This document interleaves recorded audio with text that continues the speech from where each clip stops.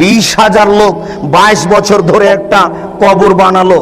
20,000 লোক 22 বছর ধরে একটা কবর বানালো। ও বাদশাহ শাহজাহান, আপনার বাপের টাকা?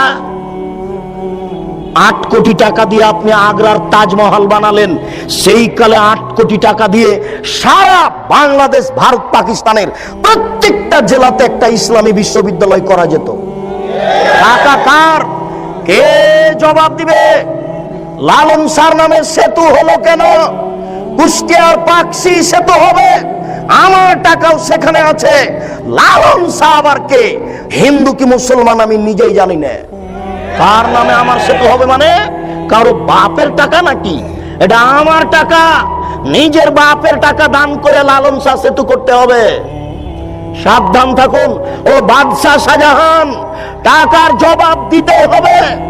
স্ত্রী মারা গেছে, কবর দিয়ে রেখে আসেন বেটা।